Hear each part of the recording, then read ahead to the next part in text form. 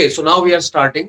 Last class में हम लोगों ने स्टार्ट कर दिया था बॉन्ड एंगल का डिस्कशन कि कौन से फैक्टर्स है which are going to affect the bond angle inside a molecule, है ना। तो बॉन्ड एंगल का मतलब it was the angle between the bonds, ठीक है। तो ये चीज ध्यान में रखनी है, पहली चीज।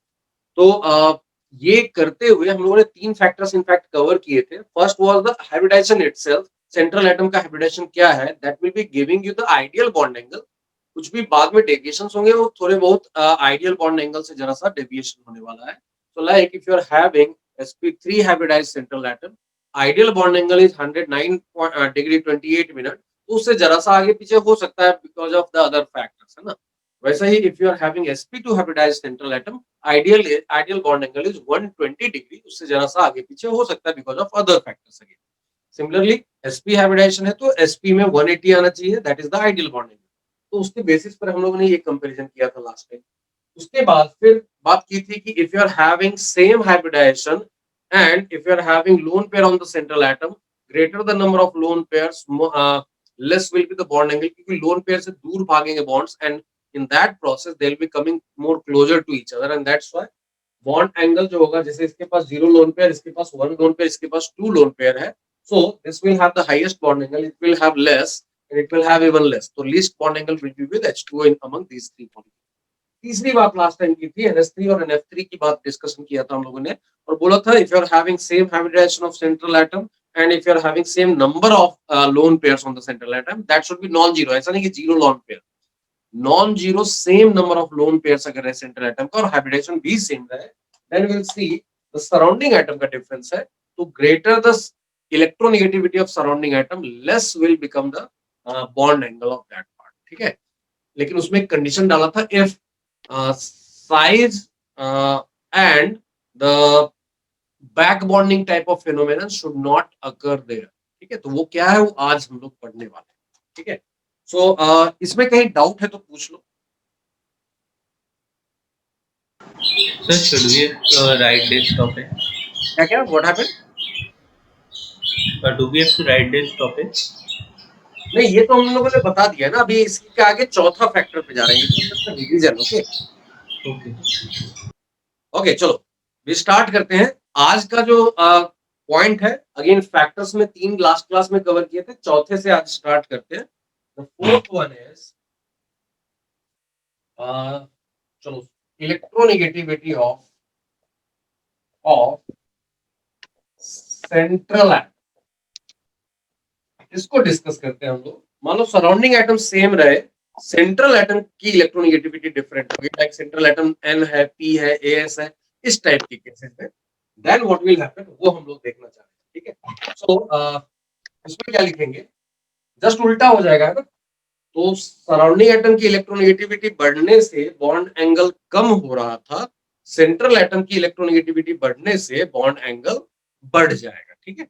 सो we can talk about if central atoms have same number of non-zero, ऐसा नहीं कि जीरो है, non-zero lone pairs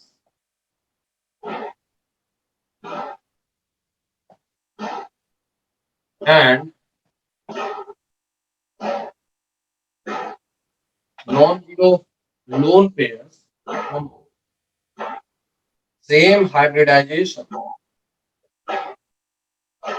या सेम स्टेरिक नंबर, इसका म्यूट रह गया, म्यूट करो। कौन है भाई? अनिका? सॉरी सर, किसी फैक्ट्री चलती है क्या? मेट्रो का काम चल। ठीक है ठीक है, चलो म्यूट करके रखो, है ना। जब भी डाउट पूछना रहे then only you unmute yourself, okay. Radha तो एकदम अलग ही केस है, इसका बार बार आउट होता है, इन होती है, आउट होती है, इन होती है। चलो व्हाट आई वाज सेइंग कि इस बार क्या करना है, सेंट्रल एटम का स्टेरिक नंबर सेम हो, उसमें लोन पेयर भी सेम हो, सराउंडिंग एटम भी सेम हो, देन सेंट्रल एटम की इलेक्ट्रोनेगेटिविटी जैसे जैसे चेंज होगी, जैसे जैसे बढ़ेगी, वैसे वैसे बॉन्ड एंगल भी बढ़ेगा, ठीक है। So what we are writing, if central atoms have same number of non-zero lone pairs, same steric number and same surrounding atoms, then greater the electronegativity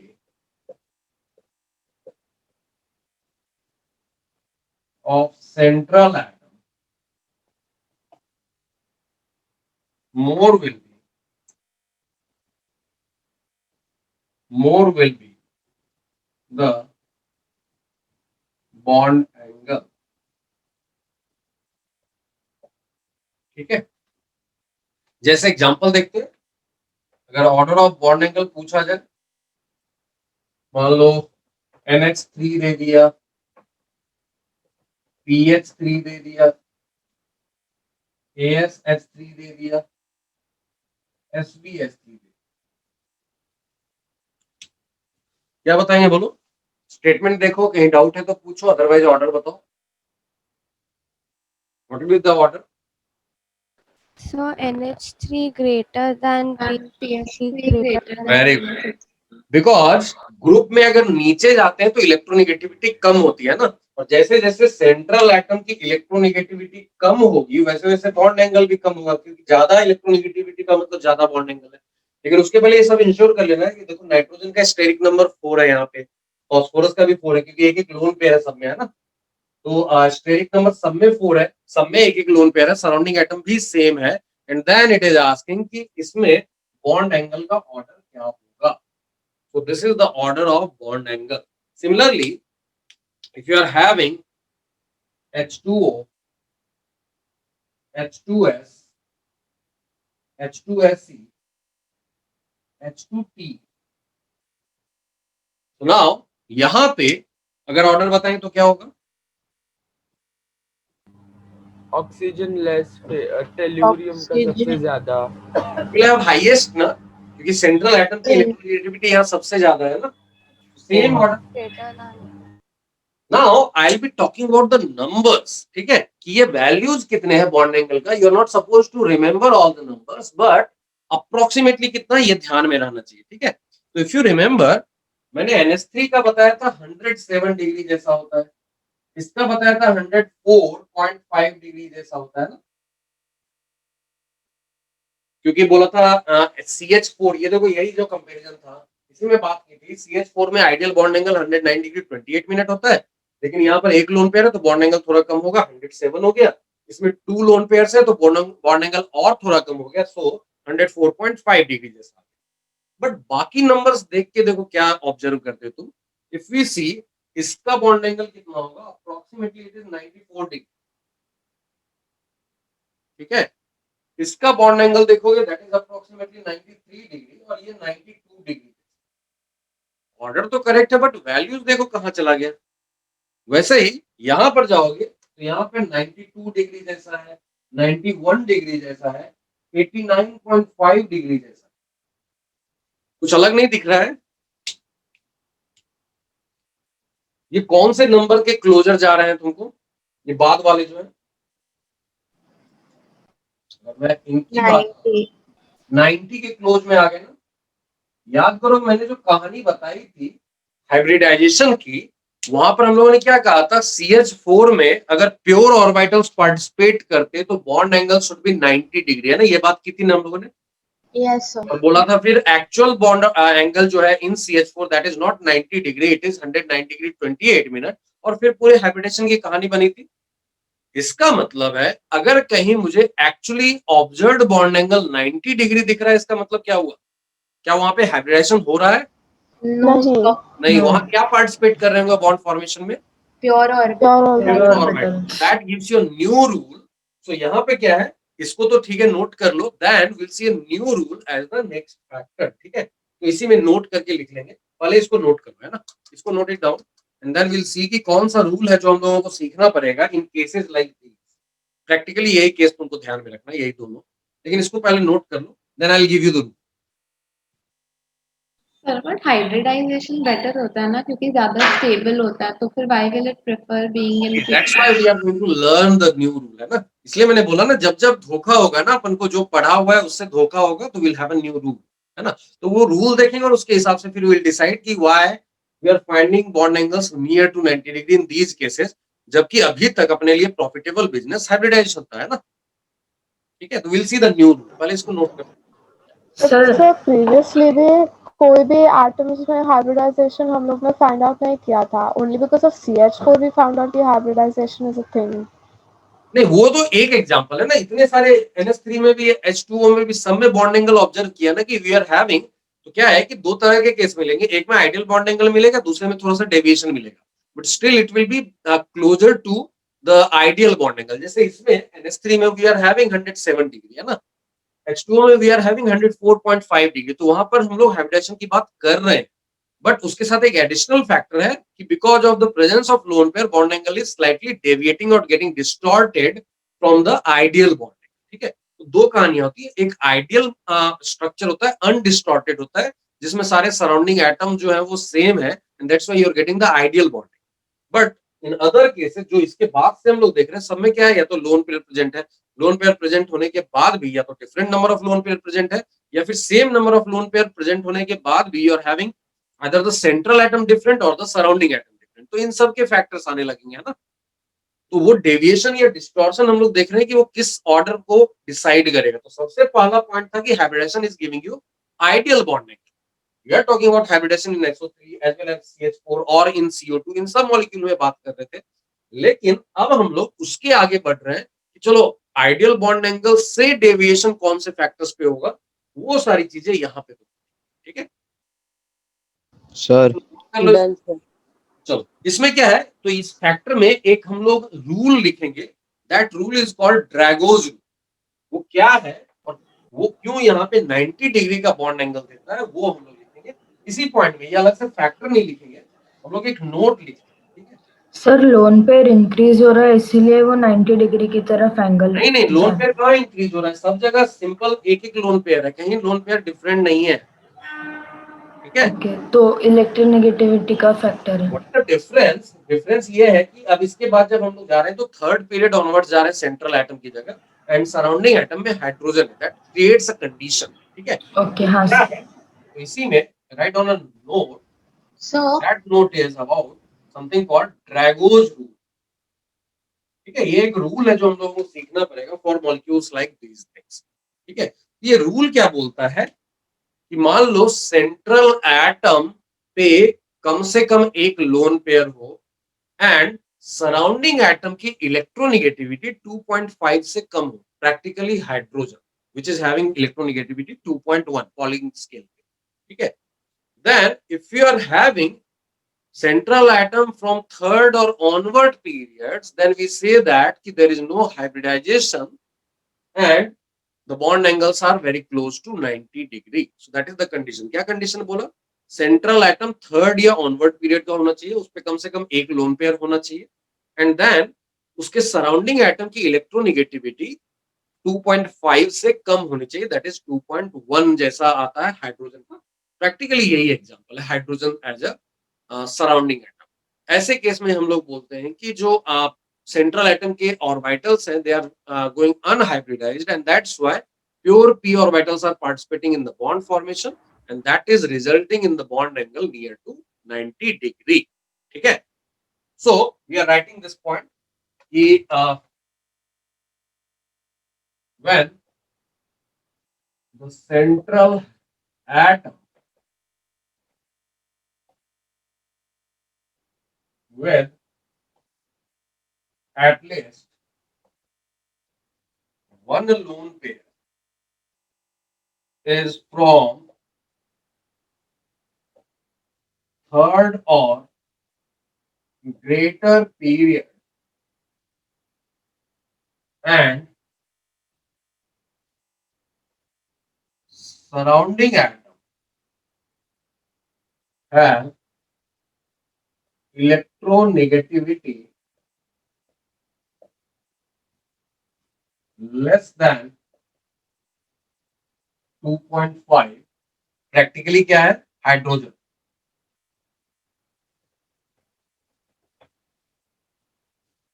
Then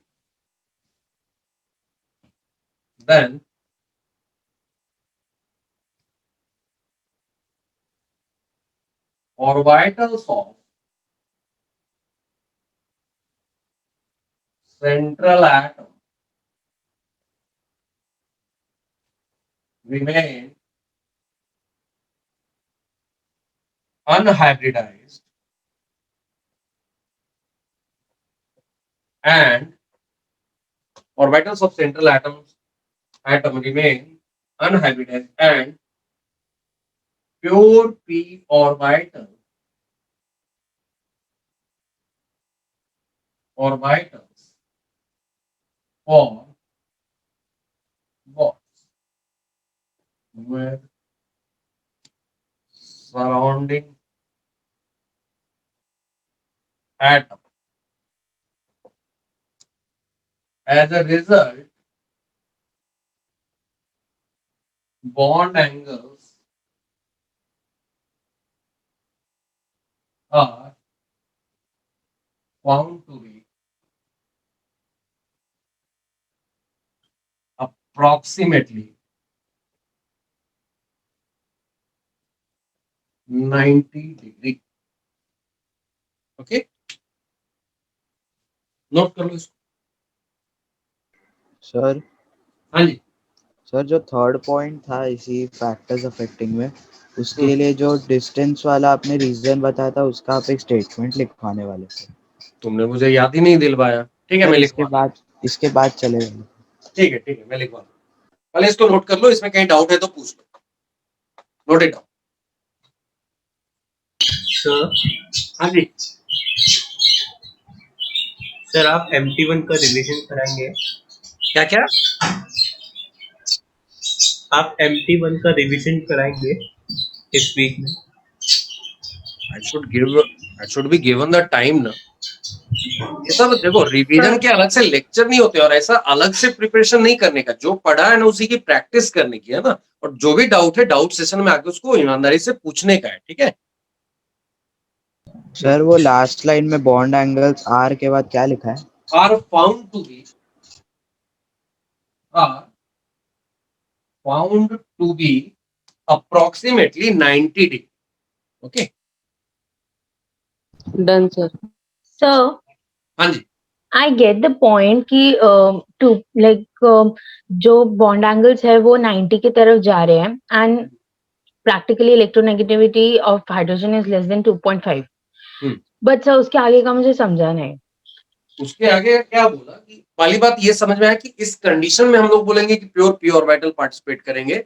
इसका रीजन क्या होगा समझो इस तरह से कि अगर मैं PH3 की बात करता हूं, जैसा मैंने बोला कि bond angles are approximately 90 degree जैसे, तो यहाँ पर 94 93 जैसा चला जाता है. तो यहाँ पर क्या बोल रहा है कि सेंट्रल एटम जो है ना, याद करो इनर्ट पेयर इफेक्ट बताया होगा है ना तुम लोगों को. इनर्ट पेयर इफेक्ट बताया था ना. Yes sir. उसमें क्या एक कंक्लूजन आता था कि जैसे जैसे सेंट्रल एटम के लिए ग्रुप में नीचे जाते हो, लाइक बोरॉन एल्युमिनियम गैलियम इन सब के केस में, या फिर उसके बाद कार्बन सिलिकॉन इन सब के केस में, जैसे जैसे नीचे जाते हो उनके आउटरमोस्ट S और P के बीच का गैप बढ़ता जाता है ना. Yes. तो S और P के बीच का गैप बढ़ता जा रहा है. तो उसके कारण क्या होगा, S का जो इलेक्ट्रॉन पेयर है it will become reluctant to participate in the bond formation. पहली चीज. लेकिन सेंट्रल एटम की इलेक्ट्रोनेगेटिविटी ज्यादा होने से क्या होता है ना कि सराउंडिंग एटम की इलेक्ट्रोनेगेटिविटी, मान लो यहाँ पे F होता, तो क्या होता, because of this electronegativity of this, इस पे एनफ डेल्टा प्लस क्रिएट होता and that will start attracting this lone pair and that's why क्या होगा कि तुम्हारा मतलब that will start attracting the p orbitals and that's why S और P की एनर्जी जितनी ज्यादा गैप में थी वो थोड़ी सी क्लोजर हो जाती है and that's why they are hybridized. But when you are having electronegativity of surrounding atom not that much, तो वो जो डेल्टा प्लस क्रिएट होना चाहिए था सेंट्रल एटम पे वो नहीं हो पाएगा ना. Is it okay? And that's why जो S और P के बीच का गैप था वो कम नहीं हो पाता, और इसलिए हम लोग बोलते हैं कि S का इलेक्ट्रॉन पेयर जो है that has stopped participating in the bond formation. Is it okay? Yes sir. है ना. तो that is the technical reason, लेकिन उतना डिटेल में जाना नहीं है. You have to remember this law, ये याद रहा. या फिर जो एग्जांपल मैंने दिए थे NS3 में पार्टिसिपेट करता है, लेकिन PS3 में या ASS3 या SBS3 में bond angles are around 90 degree. Similarly in case of H2S, H2SE, H2TE में बॉन्ड एंगल्स आर सर वो एक बार वापस एक्सप्लेन कर सकते हो? क्या बोला मैंने कि जैसे जैसे ग्रुप में ये नहीं सर, जो आपने जो ये NH3 और इनके एग्जांपल दिए थे ना. हाँ, इसमें देखो ना, PS3 का बॉन्ड एंगल मैंने बताया था ना तुमको. If you see the bond angle NS3, PS3, ASS3, SBS3, bond angles कितने थे? तो इसमें 107 डिग्री आता था, इसमें अराउंड 94 डिग्री, इसमें 93 आ जाता है, इसमें 92 आता है. तो ऑर्डर के लिए तो जो हमारा फोर्थ रूल था वो काफी है, लेकिन ये bond angles are very near to 90 degree, है ना. तो इसी को एक्सप्लोर कर रहे थे, व्हाई दिस बॉन्ड एंगल्स. ठीक है, कम होना इज ओके, लेकिन कम हो गए 90 के क्लोज क्यों चला गया? तो for that we are exploring the reason, and we are saying as per the Drago's rule, it says when central atom is from third or onward period and surrounding atoms have electronegativity less than 2.5, that is practically hydrogen atom, then हम लोग कह रहे हैं कि lone pair will remain in the first lone pair will remain in the s orbital. bond formation से p orbital से होगा, pure p orbital से. ठीक है, और pure p orbital अगर पार्टिसिपेट करेंगे तो बॉन्ड एंगल किसके क्लोज रहेगा? 90 डिग्री के ना. यस सर, है ना. यही बात की थी. यहाँ देखो क्या है, सेंट्रल एटम जो है with at least one lone pair, तो सब में एक एक लोन पेयर है. इज फ्रॉम थर्ड और ग्रेटर पीरियड, तो ये अप्लाई नहीं किया NS3 पे, बट अप्लाई किया है इन सब पे. थर्ड पीरियड ऑनवर्ड हो गया. And surrounding atom has electronegativity less than 2.5, तो वो इलेक्ट्रोनेगेटिविटी प्रैक्टिकली कौन से एटम का? नॉन मेटल अगर लोगे तो हाइड्रोजन आएगा, 2.1 होता है उसका. ठीक है, then हम लोग कह रहे हैं कि orbitals of central atom remain unhybridized and pure p orbitals are going to form the bonds. तो pure p orbital अगर bond form करेंगे तो what will happen? bond angle will be very close to 90 degree, है ना, क्योंकि pure p orbital के बीच का angle is also 90 degree, है ना. So हाँ जी, आप वाला ये फिर से बताइए ना, कौन सा वाला? कि जैसे जैसे नीचे जाएंगे तो गैप बढ़ता जाएगा इलेक्ट्रोनेगेटिविटी का. क्या मैं बता रहा था, ग्रुप में जैसे जैसे नीचे जाते हैं होता क्या है, S और P के बीच का गैप बढ़ता जाता है. ये इनर्ट पेयर इफेक्ट में डिस्कस किया होगा ना, कि जैसे जैसे ग्रुप में नीचे जाते हैं, ग्रुप 13, 14, 15 में स्पेशली था. यहाँ पर हम लोग बता रहे हैं इन जनरल जैसे जैसे ग्रुप में नीचे जाओगे S और P के बीच का गैप बढ़ता जाता है. ठीक है, तो सराउंडिंग एटम अगर बहुत इलेक्ट्रोनेगेटिव है तो वो क्या करता है, इन गैप को कम कर देता है while forming the bond, and that's why हम लोग बोलते हैं sp सब हाइब्रिडाइज्ड हो जाते हैं. ठीक है, जैसे fluorine as a surrounding atom है, that is highly electronegative. So वो सेंट्रल एटम पे इतना डेल्टा प्लस क्रिएट कर देता है ताकि P को इनफ अट्रैक्शन मिलता है और वो नीचे आके S के रेंज में चलाता है, that's why they are hybridised.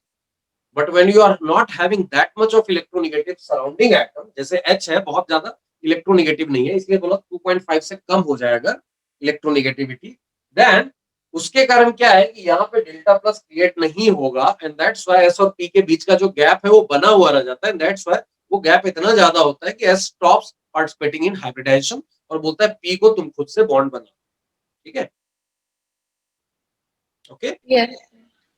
चलो, दिस वाज वन रूल जिसके थ्रू हम लोगों ने ये कहानी देखी. तो that was the fourth fact. अब आते हैं फिफ्थ फैक्टर पे.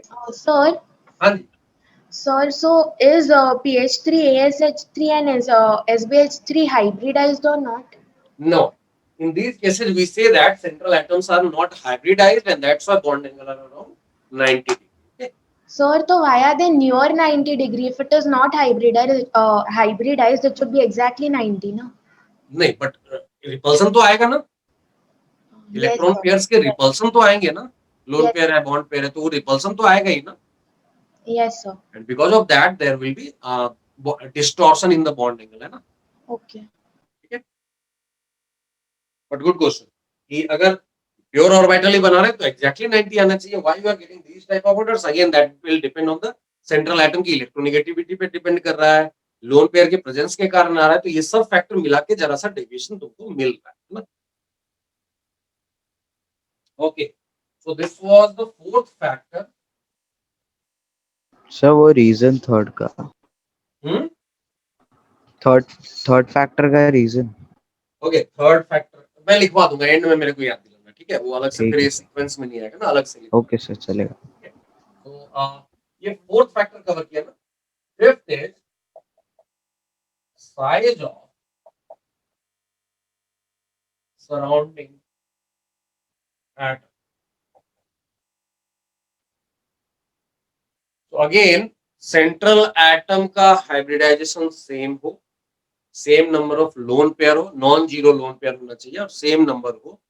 तो जैसे जैसे सराउंडिंग एटम का साइज बढ़ता है, साइज बढ़ने के कारण क्या कहते हैं कि अगर तुमने कम एंगल पे रखा तो they will come closer to each other and that's why they will be maintaining a greater angle, ठीक है? एंड उसके कारण क्या होगा, बॉन्ड एंगल बढ़ जाएगा। व्हाट वी आर सेइंग कि when given central atom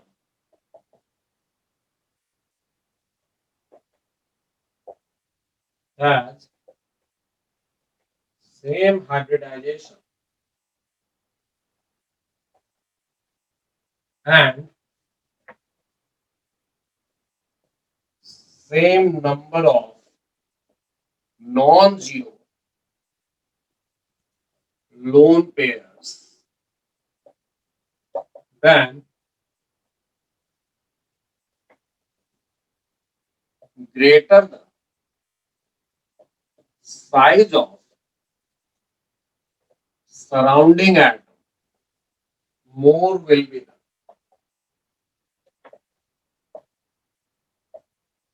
bond angle. So, for example, if you are talking about PF3, PCl3, PBr3,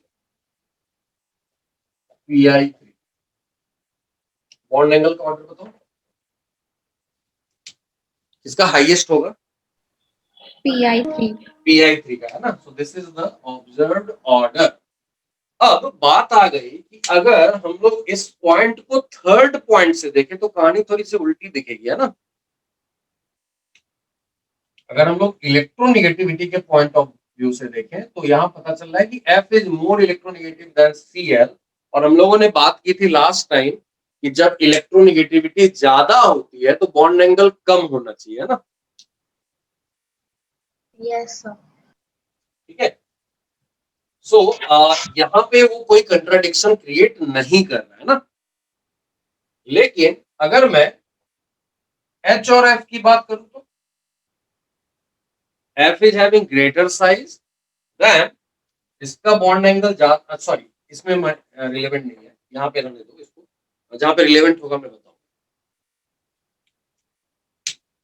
ये क्लियर है ना? Yes, sir. Sir, can you explain the reason again, please? What? The reason again, please. Okay, so what I'm saying कि मान लो जैसे P पे 3 F है, again similar way में जैसा पिछला मैंने बोला ना, उसने NH3 NH3 का लिखने को बोला। अभी मैं क्या कर रहा हूँ कि if size is important factor, then अगर साइज बड़ा हुआ, सेम एंगल पे अगर तुमने लिया और साइज अगर ज्यादा हुआ तो क्या होगा, they will be coming more closer to each other, है ना? मान लो एक इतना छोटा है, इतने दूर में है, और दूसरे टाइम वो इतना बड़ा, ठीक है? तो बड़ा एटम या ग्रुप होने के कारण क्या होगा, they will come more closer to each other at a given angle. Yes, sir. ठीक है, तो ज्यादा क्लोज आने के कारण क्या होगा, एक दूसरे का इलेक्ट्रॉन क्लाउड जो है that will start repelling each other, है ना? Yes, sir. दैट्स व्हाई क्या करेंगे, वो चाहेंगे कि एक आपस में दूर में रहे, and that's why they will start maintaining a greater angle, ठीक है? Yes. ठीक है, तो दैट्स वन फैक्टर। इसके अलावा एक और इंपॉर्टेंट फैक्टर आता है, that is called back bonding. Sir, हाँ जी, Sir, 1 minute. I need to note down data. Sir ये PF3 में और PCl3 में अगर हमने इलेक्ट्रोनेगेटिविटी से कंपेयर किया तो उल्टा आ जाएगा। तो नहीं ना, फिर इलेक्ट्रोनेगेटिविटी भी F का ज्यादा है ना, हाँ सर, है ना? F is having greater electronegativity ना, तो greater electronegativity of surrounding atom gives you less angle ना. ओके ओके वहाँ कंट्राडिक्शन नहीं है, इसलिए मैंने बोला कि यहाँ पे वो रिलेवेंट नहीं आता है. कहाँ रिलेवेंट होगा वो मैं बताऊँ. ठीक है, कहाँ रिलेवेंट होता है चलो यही साथ में दे देता हूँ, लेकिन उसका एक और फैक्टर इसलिए मैं अभी नहीं बोल रहा था. If you are talking about F2O and Cl2O, then again this angle is found to be greater. Okay, तो यहाँ भी साइज के हिसाब से अगर हम लोग बात करें तो ये एंगल ग्रेटर है. अब याद करो मैंने H2O की बात की थी और F2O की बात की थी, है ना. नहीं उसकी बात नहीं की थी, लेकिन अगर इलेक्ट्रोनेगेटिविटी पॉइंट ऑफ व्यू से देखें तो हम लोगों ने बोला तो ये एंगल इससे ज्यादा होना चाहिए, है ना. जैसे NH3 का केस था. इज इट ओके जो मैं बोल रहा हूँ? हाँ sir. Yes, sir. Last time जैसा मैंने बोला था NH3 का bond angle is greater than NF3, तो उस हिसाब से H2O का bond angle should be greater then F2. Yes, sir. ठीक है, Yes. और उस पॉइंट ऑफ व्यू से Cl2O को यहां पे आ जाना चाहिए था, यस सर. या फिर यहां पे आ जाना चाहिए था ना. H से ज्यादा है इलेक्ट्रोनेगेटिविटी, Cl2O को कहीं यहां पे आना चाहिए था, है ना, from the electronegativity point of view. लेकिन एक्चुअली पता चला कि Cl2O यहां आ जाता है. ठीक है, तो उसका रीजन क्या हो हाँ, आप सकता है? इसका रीजन लिखवा सकते हैं प्लीज. हाँ लिखवाऊंगा ना.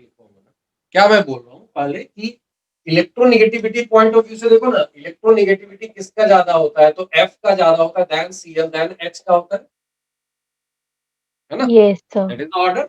उसके हिसाब से बॉन्ड एंगल जो आना चाहिए था, एक्सपेक्टेड बॉन्ड एंगल, वो आना चाहिए था सबसे ज्यादा H2O का, देन Cl2O का, देन F2O का आना चाहिए था. तो ये चीज हम लोगों ने एक्सप्लेन कर लिया है पहले इलेक्ट्रोनेगेटिविटी की बेसिस पे, और इसको हमने बोला साइज की बेसिस पे, है ना. ठीक है, लेकिन एक्चुअल जो बॉन्ड एंगल आता है that is Cl2O even greater than H2O than F2. ठीक है, तो यहां ये कंट्राडिक्शन आ रहा है कि इसको ज्यादा कब लेने का है. तो जब भी तुम्हारे पास साइज को कब मैटर करवाना है, जब तुम्हारे पास सराउंडिंग एटम ग्रुप में चेंज हो रहा हो. H versus F will see electronegativity, F versus Cl always see the size, H versus Cl always see the size. ठीक है, ये एक चीज ध्यान में रखनी है कि जब भी तुम्हारे पास H वर्सेस F आ जाए, consider electronegativity as the dominant factor. तो H versus F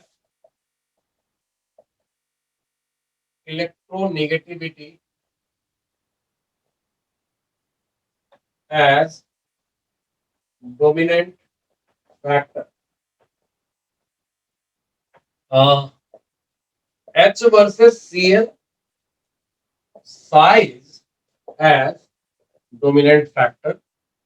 F versus Cl, again size as dominant factor. ये ध्यान में रखना है हमेशा कि ग्रुप में नीचे जा रहा हो या फिर H का थर्ड ऑनवर्ड पीरियड के किसी एटम से कंपेयर आ जाए तो साइज को डोमिनेंट फैक्टर मान के चलना है. Is it okay? सर ऐसा बाकी हैलोजेंस के साथ भी होगा? हाँ बाकी के साथ भी होगा ना कि FCl BrI का कंपैरिजन है तो हम लोग साइज को मैटर करवा रहे थे ना, अभी जस्ट देखा था, है ना. Yes sir. However, the electronegativity was giving you same order, but वहां पर हम लोग बोलते हैं कि जो साइज का इनवर्स ऑर्डर है वही इलेक्ट्रोनेगेटिविटी का ऑर्डर है, that's why you are getting the same result, है ना. ठीक है, लेकिन H के साथ क्या होता है कि H is less electronegative but it is also less in size. Okay, So this is only with halogens or with any group? Normally हम लोग यही सराउंडिंग एटम में देख रहे हैं ना. Yes, okay. सर चलो, अब इसके बाद लेकिन ये जो Cl2O का एग्जांपल दिया उसमें एक और फैक्टर काम करता है. वो फैक्टर क्या है? That is called back bonding. और ये बैक बॉन्डिंग समझना बहुत इंपॉर्टेंट है. मोस्टली आज हम लोगों ने स्टार्ट किया है, आज यही चलता रह जाएगा शायद. So that is factor number क्या हो गया 6 ना, 5 कवर कर दिया ना. Yes, sir. Yes, sir. 6. Lone pair, electronegativity of surrounding, electronegativity of central and size of surrounding. 5 हो गए. छठा है, that is called back bond. पहले इसको समझोगे क्या होता है और फिर वो कहां पर इंपैक्ट लाता है, कहां पे बॉन्ड एंगल वगैरह को चेंज करता है, वो हम लोग देखेंगे. ठीक है, तो सबसे पहली चीज समझो कि what is back bonding and ये कहां पे एप्लीकेबल हो. ठीक है, तो मान लो तुम्हारे पास एक एटम है ए, उसके साथ बी कनेक्टेड है, किसी एक के पास वैकेंट ऑर्बिटल रहे और दूसरे के पास लोन पेयर रहे, हम लोग बोल सकते हैं ना कि it can be donated to this one, एक एक्स्ट्रा बॉन्ड बन सकता है ना. या फिर ए और बी बॉन्डेड है, इसके पास लोन पेयर है और इसके पास वैकेंट ऑर्बिटल है, तो भी तो डोनेशन हो सकता है ना. Is it okay? Yes sir. समझ में आ रहा है ना? जो directly Yes, sir. Bonded atom है किसी मॉलिक्यूल के अंदर, उसमें अगर एक एटम के पास लोन पेयर रहे और दूसरे के पास वैकेंट ऑर्बिटल रहे, तो उनके बीच में there can be a back donation. मतलब lone pair orbital can overlap with the vacant orbital of the other atom and that's why it is called back bonding. ये डायरेक्ट बॉन्डिंग, फ्रंट बॉन्डिंग नहीं था. ये bond बनने के बाद, मतलब molecule बनने के बाद ऐसा समझो कि they have got extra opportunity to form the bond and that's why it is resulting in a formation of extra bond. Is it okay? Yes, sir. Clear है? लेकिन इसकी एक कंडीशन है. कंडीशन क्या है कि पहली बात कि डायरेक्टली बॉन्डेड एटम होने चाहिए जिसमें एक के पास लोन पेयर ऑर्बिटल होना चाहिए, दूसरे के पास वैकेंट ऑर्बिटल होना चाहिए. That's first condition. Second condition, इसको इफेक्टिव तब मानते हैं जब या तो दोनों सेकंड पीरियड के हो या फिर एक सेकंड और एक थर्ड का. ठीक है, दोनों थर्ड या फिर थर्ड फोर्थ, फोर्थ फिफ्थ ऐसा हो जाए तो फिर हम लोग उसको इफेक्टिव नहीं मानते. बिकॉज ऑफ साइज डिफरेंस क्या हो जाएगा, overlap will be very poor and that's why we stop considering the case of back bonding. तो ये मैं लिखवा देता हूं कि कब कंडीशन ये वैलिड है और क्या होता है ये. So write down, when two directly bonded atoms in a molecule have one atom with vacant orbital and other with lone pair orbital, then these orbitals can laterally overlap to form pi bond.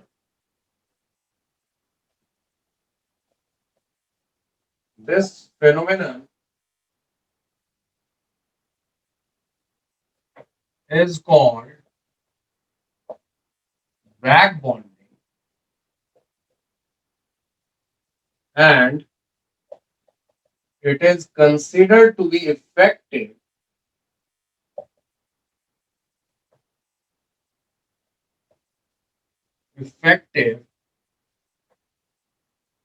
only when one of the atoms involved is from. Sir, I think Jayant is waiting in the waiting room. Can you take him in? Sure. What I was saying, and it is considered to be effective only when one of the atoms involved is from second period and other is either from second period or from third period. ठीक है, इसको note कर लो, फिर example देखेंगे। Okay, देव ने पहले से पहले एक क्वेश्चन पूछ के रखा है कि क्या हम लोगों को जानना है कि कौन से केस में बॉन्ड एंगल 90 डिग्री होते हैं। जो केसेस मैंने बता दिए, only those cases you have to know. ठीक है, PS3, ASS3, SBS3, H2S, H2T, H2SE। ठीक है, ये 6 एग्जांपल ध्यान में रखना कि इन सब में bond angle is very near to 90 degree. तुम्हारे मॉड्यूल में या प्रीवियस ईयर के क्वेश्चन में भी जहां भी मिलेंगे यही एग्जांपल मिलेंगे। ठीक है, is it okay Dev? Dev is there ना? अच्छा चलो ठीक है, इसको नोट कर जाओ, कहीं डाउट है तो पूछो, फिर मैं एग्जांपल के साथ बात करूंगा। Done sir. Sir, this is similar to coordinate bond only, ना? हाँ वैसा ही है, but it is formed after the formation of the normal bonds in the molecule. ठीक है, But sir, what is the need? What The need to form. What is the need? जब भी extra bond बनेगा तो ज्यादा energy release होगी ना, है ना? So और stable होना है. यस यस, और ज्यादा स्टेबल होगा उसकी वजह से, है ना?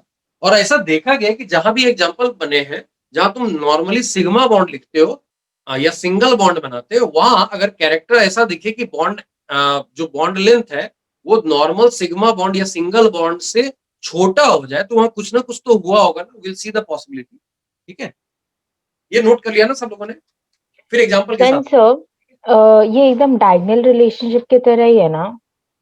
What is Like diagonal relationship only applicable for second and third period. नहीं, वो चीज अलग हो गई ना, वहां बॉन्ड कोई फॉर्म थोड़ी कर रहे थे। हम लोग बोल रहे थे कि if you are talking about lithium and beryllium, they are having almost similar properties, that was diagonal relationship. वहां कोई बॉन्ड बनाने की बात नहीं थी ना। So There can be lithium or variants beryllium or which will be lithium or relevant only to magnesium. second and third period, है ना? यहाँ Okay. सेकेंड और थर्ड पीरियड के बीच में बॉन्ड फॉर्मेशन की बात हो रही है ना। वहां लिथियम और बेरिलियम के बीच में डायगोनल रिलेशनशिप है, उसको बॉन्ड फॉर्मेशन थोड़ी बोलते थे, Yes, sir. है ना? तो yes, from your point of view that was also a phenomenon relevant to second and third period. Here also there is one phenomenon which is relevant to second and third period, but those are different phenomena कि पहले वाले में हम लोग उनकी properties compare करते थे और बोलते थे काफी सारी प्रॉपर्टीज आर मैचिंग।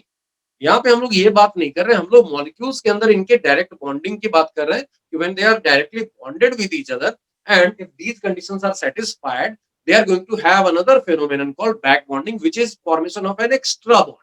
ठीक है, और यहाँ पर हम लोग क्या बोल रहे हैं, सॉरी लिथियम का मैग्नीशियम के साथ। यस श्रेया, सर यहाँ पे और हम लोग एक क्या बोल रहे हैं कि this back bonding is nothing but another type of resonance. ठीक है, so it is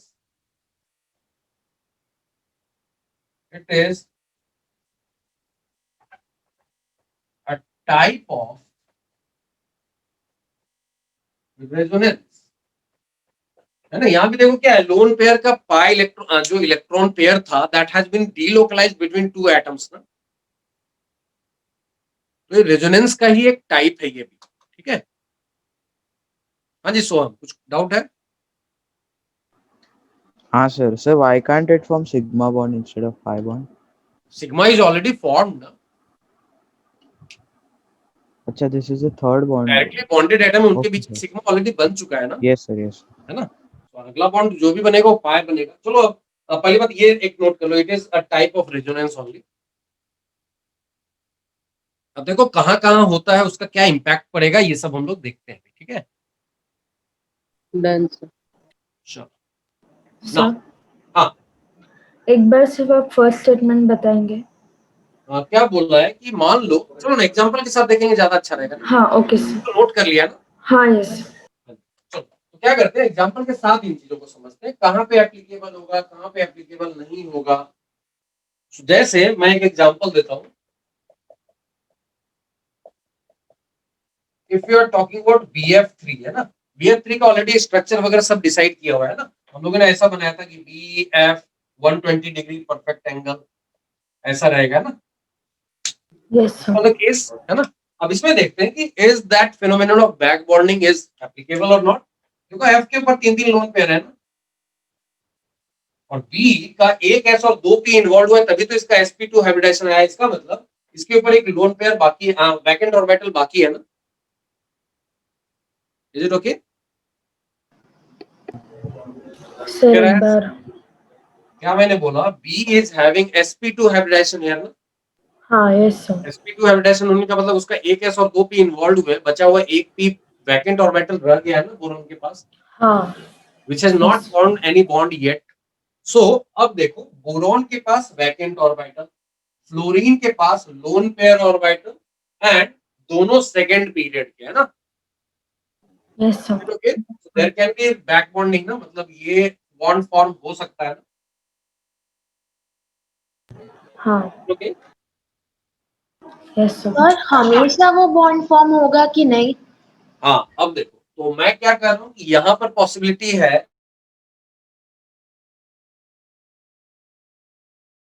3 कैनोनिकल और रेजोनेटिंग स्ट्रक्चर्स, तो यहां अगर इधर से आ सकता था तो इधर से भी आ सकता था,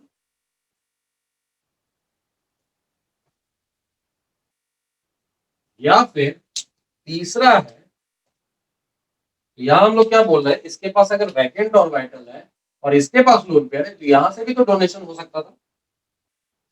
and in third case we can say boron के साथ 3 फ्लोरीन है और फिर इनके पास और इसके पास एक लोन पेयर है, तो इस बार इधर दिखा देता हूँ, और इसके पास एक लोन पेयर है और बोरॉन के पास वैकेंट ऑर्बिटल, तो ऐसा भी हो सकता है। हम लोग क्या बोल रहे हैं, इनमें से कोई एक चीज नहीं हो रही है, एक्चुअली इन तीनों की टेंडेंसी बराबर होगी, and that's why the actual one will be the resonance hybrid, जिसमें हम लोग बोलेंगे कि बोरॉन के साथ जो फ्लोरीन बॉन्डेड है सब में पार्शियल बैक बॉन्डिंग होगी। Is it okay? And that's why bond angle अभी भी सारे के सारे 120, किसी एक तरफ से हुआ होता तो बॉन्ड एंगल डिफरेंट हो जाते ना, कि एक डबल बॉन्ड दो सिंगल बॉन्ड होते हैं तो बॉन्ड एंगल डिफरेंट डिफरेंट मिलते हैं, लेकिन यहाँ पर परफेक्टली सारे बॉन्ड एंगल जो है वो 120 डिग्री ही मिल रहे हैं।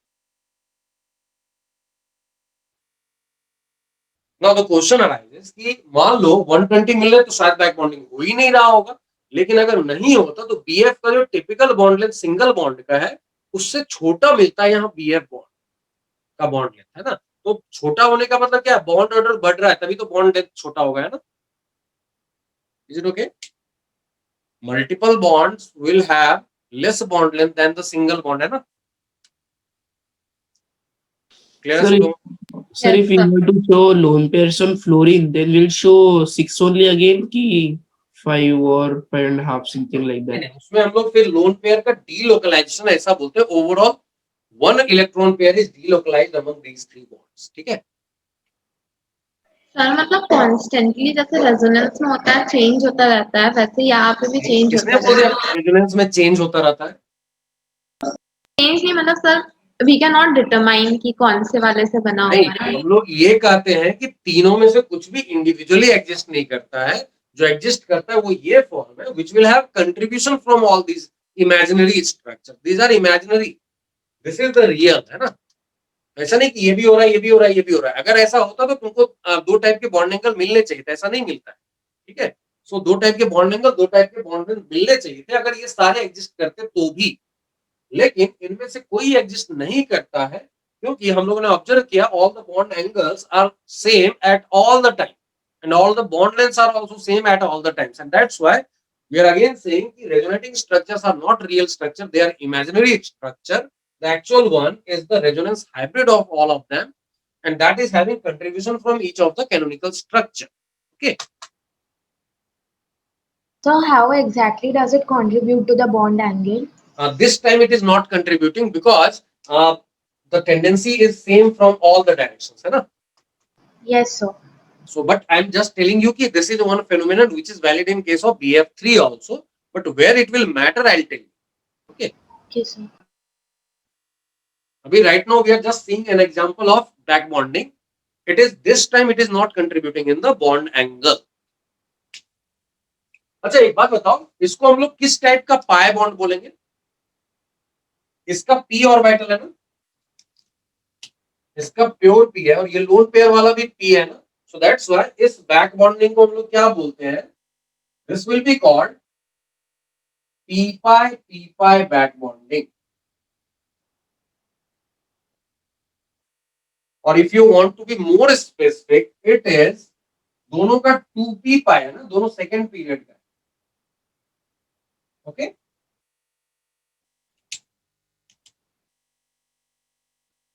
इसका भी 2p इन्वॉल्व है, इसका भी 2p इन्वॉल्व है in that lateral overlap, and that's why it will be called 2p pi back bonding. Done, sir. एक दूसरा एग्जांपल देखते हैं और वहां पर पता चलेगा कि it will matter, the back bonding का phenomenon will matter. So, please wait. Last part, resonance hybrid. So now we are talking about another example. Already हम लोगों ने डिसाइड किया हुआ है based on all the things. A lone pair is here and Cl, ये sp3 hybridized है ना. So now अभी देखो इनके ऊपर 3 लोन पेयर है, क्या इसमें बैक बॉन्डिंग होगी? No, sir. Why? Vacant orbital is not present. Vacant orbital. Are you sure that vacant orbital is not present? Nitrogen पे तो नहीं दिख रहा है ना, इसके 4 ऑर्बिटल होते हैं, तो 4 में से चारों स्टेरिक नंबर में इन्वॉल्व दिख रहे हैं, एक लोन पेयर और 3 बॉन्ड. Cl के बारे में क्या बोल सकते हो? सर क्लोरीन के डी ऑर्बिटल्स होंगे क्या? D orbital, very good. Chlorine के पास देखो थर्ड पीरियड का मेंबर हो गया, तो इसके पास पी तो पूरे के पूरे इन्वॉल्व है यार, those are not vacant, but d orbital is vacant ना, 3d ऑर्बिटल इसके वैकेंट है ना. That's why what we are saying, इसका लोन पेयर वाला पार्ट और इसका वैकेंट डी ऑर्बिटल क्या होगा, इनके बीच में बैक बॉन्डिंग हो सकती है. इसी तरह तीनों में से किसी के साथ भी हो सकती है ना. Is it okay? क्लियर है सब लोगों को? Chlorine is third period member जिसका एस और पी तो ऑलरेडी ऑक्यूपाइड है, बट उसके डी अभी भी वैकेंट है ना. Yes, sir. दैट्स व्हाई इसका वैकेंट डी ऑर्बिटल, इसके पी ऑर्बिटल, इसका sp3 हाइब्रिड ऑर्बिटल के बीच में there is back bonding. And then ये होने से क्या हो रहा है, ये लोन पेयर जो यहाँ रिपल्सन क्रिएट कर रहा है, तो वो रिपल्सन क्रिएट करने की टेंडेंसी कम हो जाएगी ना if it is involved in the back bonding, है ना. Is it okay? Yes, sir. जो मैंने बोला समझ में आया ना सब लोगों को? क्या बोला, ये लोन पेयर का प्रेजेंस के कारण क्या करते थे हम लोग, रिपल्सन होता है बॉन्ड पेयर्स में, and that's why bond pairs are coming more closer to each other, ये बोलते थे ना हम लोग. तो यहाँ क्या हो रहा है, यहाँ पे एक्चुअली ये lone pair is getting involved in the back bonding. जैसे यहाँ पर एक बार इन्वॉल्व हो गया, एक तो स्ट्रक्चर अपना है विदाउट इन्वॉल्वमेंट, है ना, एक स्ट्रक्चर है जहां ये इन्वॉल्व हो चुका है, दूसरा स्ट्रक्चर है जहां ये इसके साथ इन्वॉल्व हो गया, तीसरा एक स्ट्रक्चर होगा जिसमें ये इधर वाले के साथ इन्वॉल्व हो जाएगा. तो ऐसा होने के कारण जब ये इन्वॉल्व हो जाएगा तो इस टाइप की बात हो जाएगी कि ऐसा कुछ आ जाएगा, क्योंकि लोन पेयर चला गया है. वैसा ही यहाँ पे कुछ ऐसा आने लगेगा ना. एंड बिकॉज ऑफ, अगर मैं सिर्फ इसको मानूं, this is the major contributor, but सिर्फ इसको मानूं तो हाइब्रिडेशन sp3 आ रहा था. इन सब में देखो ये हाइब्रिडेशन sp2 की तरफ लेके जा रहा है ना इसको. Is it okay? That's why क्या होगा, बॉन्ड एंगल जो है वो 109 डिग्री से 120 की तरफ बढ़ रहा है, नॉट एग्जैक्टली 120 चला जाएगा, because they are having slight contribution, they are not the main contributor, but bond angle still will be more than 109 degree 28 minute की तरह जाने लगेगा ना. क्लियर है? और ये बैक बॉन्डिंग किस टाइप की होगी, इसमें बैक बॉन्डिंग क्या बोलेंगे, इसका P पाई D पाई और इसका 3d, तो हम लोग बोलेंगे इसको 2p pi 3d pi back bonding. Okay, so because of that तो हम लोग बोलेंगे bond angle in NCl3 becomes greater than NH3 और NF3 ड्यू टू, एक तो साइज फैक्टर था ही, लेकिन मेन फैक्टर यहां बोलते हैं हम लोग due to 2p pi 3d पाई, या फिर p पाई d पाई सिंपली लिखा रहेगा, 2 3 मिसिंग रहेगा, ये भी हो सकता है. सो 2p pi 3p pi 3d pi back bonding in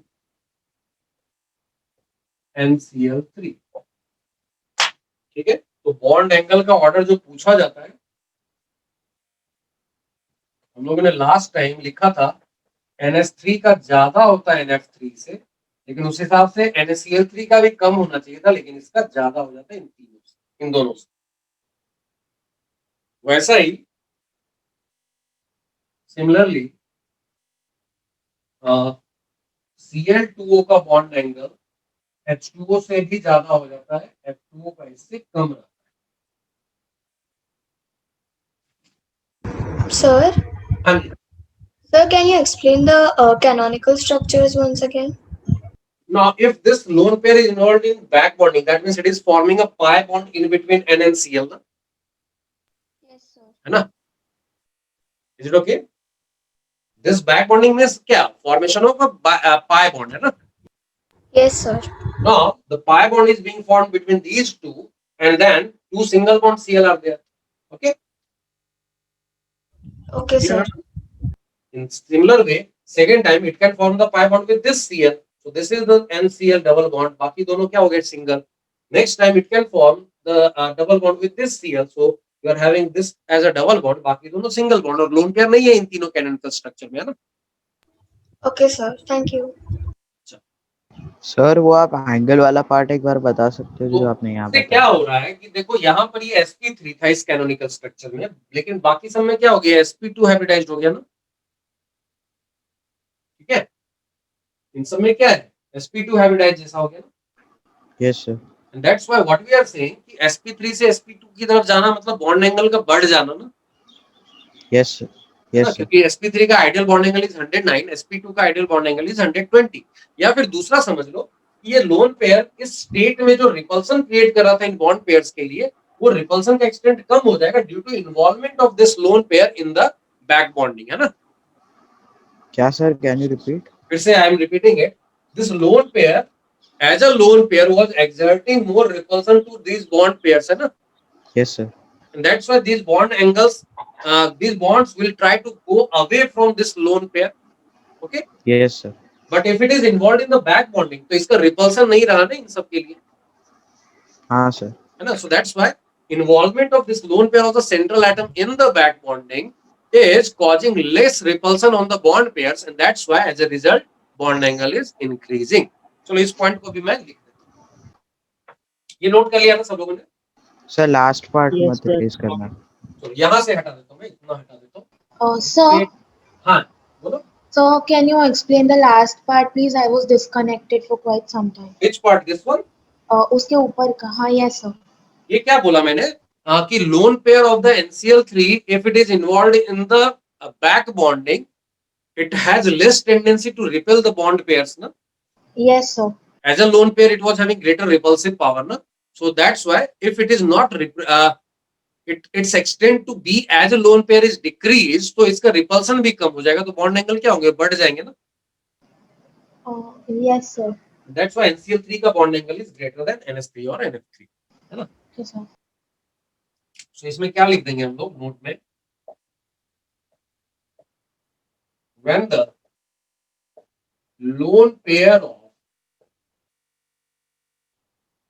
central atom is involved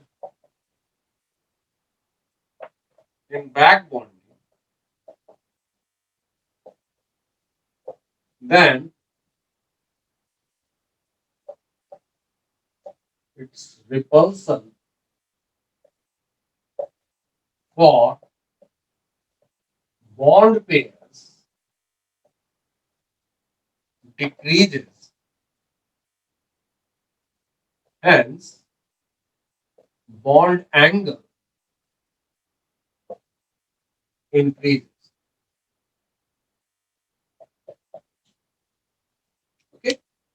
उसी रीजन से सर हाइब्रिडाइजेशन भी चेंज हो रहा है ना। तो हाइब्रिडाइजेशन एग्जैक्टली अगर हमसे पूछा जाए तो इफेक्टिव हाइब्रिडाइजेशन की बात करते हैं ऐसे केसेस में, effectively still the hybridization is sp3 only in case of NCl3। Okay okay sir. But ये क्या हो गया ना, बीच की कहानी होगी, it is in between sp3 and sp2 but still effective hybridization will be called sp3 only, है ना, जो हम लोगों ने सीखा है। But its bond will have slight pi character also, है ना। सर हर केस में 3d ऑर्बिटल वेकेंट रहेगा, मतलब फॉर NF3 में है क्या? अगर मैं NF3 में पूछूं will there be a back bonding in NF3?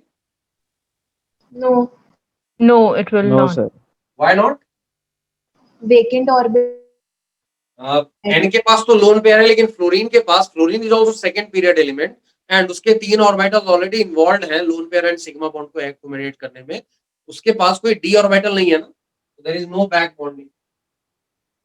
तो यहाँ पर ये फैक्टर ही नहीं रहा। यहाँ इलेक्ट्रोनेगेटिविटी देखते हैं H वर्सेस F का, है ना। क्लियर तो है? सर ये भी पूछ सकते हैं कि कौन से कंपाउंड में बैक बॉन्डिंग नहीं लगती। Yes, yes, it can be asked. Done, sir. So, and can you please explain the last structure, last example? This one? Yes. Again, similar way. If you are having OH2, that means H2O. यहाँ पे is there any back bonding? No, sir. Central atom के पास lone pair, लेकिन hydrogen के पास कोई vacant orbital नहीं है। OF2 की बात करते हैं, यहाँ भी will there be any back bonding? No, sir. इनके पास लोन पेयर तो है बट इनके पास वैकेंट ऑर्बिटल नहीं है। लेकिन when we are talking about OCl2, again देखने से ऐसा लग रहा है कि इसके 4 ऑर्बिटल तो फिल्ड है, लेकिन Cl के पास वैकेंट d ऑर्बिटल होगा ना। Yes, sir. Cl का वैकेंट d ऑर्बिटल और इसका एक लोन पेयर के बीच में ये हो सकता है back bonding. Yes, sir. That's why lone pair का repulsion as a lone pair जितना रह रहा था वो कम हो रहा है। दैट्स व्हाई अगर हम लोग को बैक बॉन्ड एंगल की बात की जाए, वी से दैट Cl2O का बॉन्ड एंगल सबसे ज्यादा हो जाएगा, then H2O and then F2। ये वर्सेज ये करने के लिए बैक बॉन्डिंग यूज कर रहे हैं और विद इन दिस टू हम लोगों ने electronegativity of surrounding atom use किया था ना। Yes, sir. So how do we understand कि what is more dominant, back bonding की electronegativity? मैं ऑलरेडी तुमको सारे एग्जांपल्स दे रहा हूँ ना कि when we are talking about back bonding, इसका मतलब उसमें पॉसिबिलिटी होनी तो चाहिए, है ना। Yes. अभी तक वो फैक्टर हुआ है ना। Yes. इन दोनों में पॉसिबिलिटी ही नहीं थी। Then we are what we are saying whenever we are comparing H versus F, electronegativity, HF versus Cl will have size as well as back bonding as a dominant factor, ठीक है। Yes. तो याद करो electronegativity को जब factor बताया था क्या बोला था कि if other factors like size and back bonding doesn't matter, है ना। लाइन मैंने लिखवाई थी, ध्यान से देखो। हाँ, yes, sir. ठीक है, दैट्स व्हाई मैं बोल रहा हूं कि if there is back bonding की possibility, we first see the back bonding and then will be seeing the electronegativity. Okay, ये बहुत ही इंपॉर्टेंट एग्जांपल है, पूछा जाता है।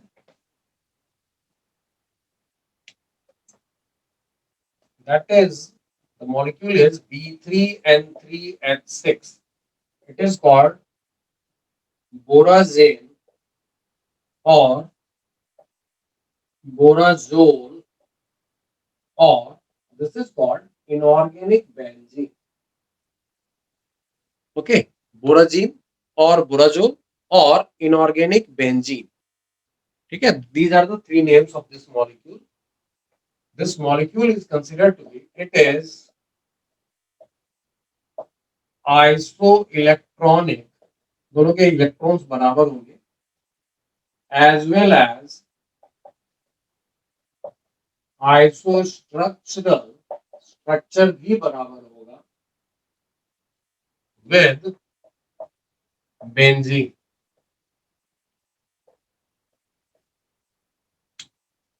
तो होता क्या है इसको देखो, why it will be looking like benzene, why it will be isoelectronic as well as isostructural, दोनों बातें देखते हैं। तो B3N3H6 क्या होता है, that is one direct structure, but if you see in some cases में बोरॉन के ऊपर एक वैकेंट ऑर्बिटल है, नाइट्रोजन के ऊपर एक लोन पेयर है. Is it okay? So that's why you can have possibility of back bonding ना.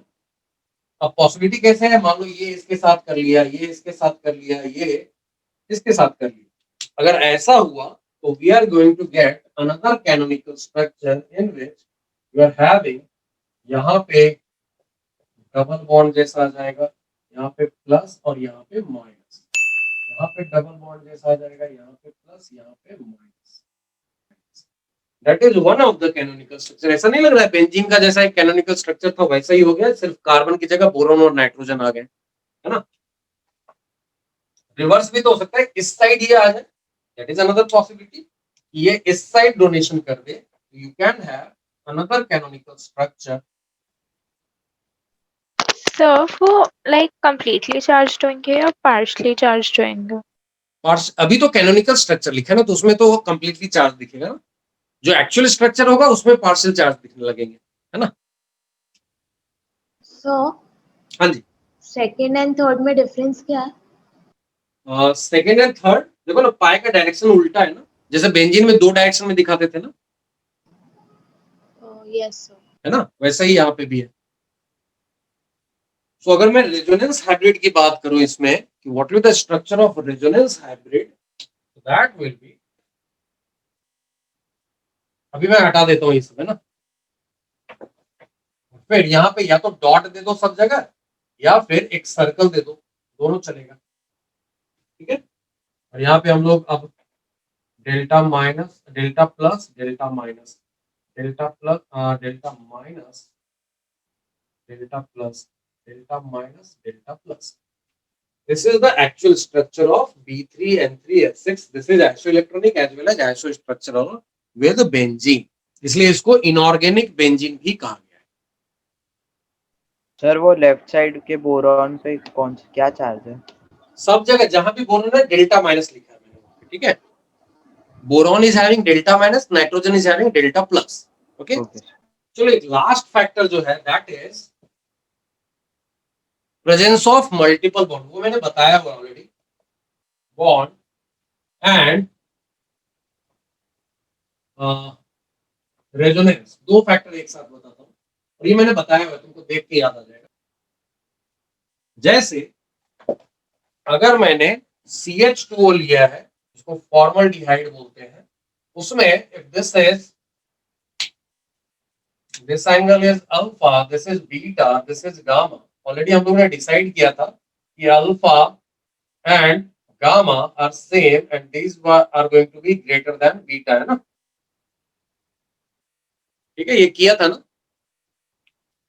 बट कार्बोनेट तो क्या बोलेंगे?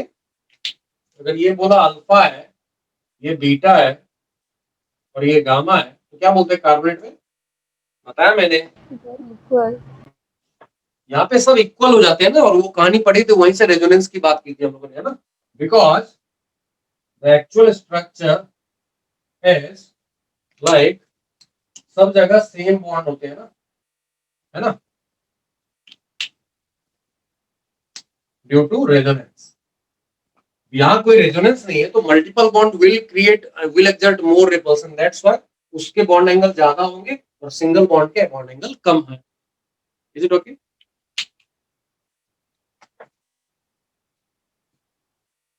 Now these are the factors. अभी क्या करता हूँ मैं, एक होमवर्क दे देता हूँ, 14-15 क्वेश्चन देता हूँ बॉन्ड एंगल कंपेयर करने को. Try it by yourself based on the given examples. Okay, so following, ठीक है? फर्स्ट वन इज, चलो 15 नोट कर लो, इसको नेक्स्ट क्लास में करके लाओगे.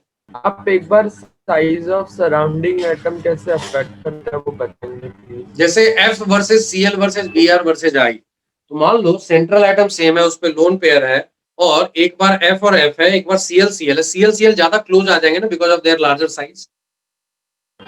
Yes sir. ना, तो उसके कारण क्या होगा, उनके बीच का रिपल्सन इतना बढ़ जाएगा कि they will try to maintain a larger angle. ठीक है, ओके सर. चलो एक और दे ही देता हूँ. अराउंड O बताना है इसमें। सर वो H2O के बाद क्या लिखा है सर? CH3O2O, ठीक है, अलग से लिख देता हूँ। दो CH3 वाले ग्रुप है, मिथाइल ग्रुप जिसको बोलते हैं, तो this is called dimethyl ether, ठीक है। तो अराउंड O बताना है इसमें लिख लेना अराउंड O। तो इन सबको ट्राई करोगे खुद से। Will discuss these questions in the next class. काफी लोग स्टार्ट से डायपोल मूवमेंट रटे जा रहे हैं। Next class will be based on dipole movement, ठीक है। सर वो 16th एग्जांपल में रेड में क्या लिखा है? अराउंड O बताना है। बॉन्ड एंगल इसमें CH3 होने के कारण बहुत सारे हो जाएंगे ना। We are talking about around O bond angle कितना है, ठीक है। सर उस कंपाउंड का नाम क्या है? Dimethyl ether. ये सब ऑर्गेनिक में सीखोगे। Thank you sir. Okay, chalo, so Thank you, we are sir. ending the lecture today. Try these questions. We'll discuss these questions in the next class, and then we'll start discussing dipole moment, जो बहुत लोगों ने बहुत time से बोला है. I'll discuss everything related to dipole moment in the next lecture. ठीक है? Thank you, sir. Okay, bye everyone.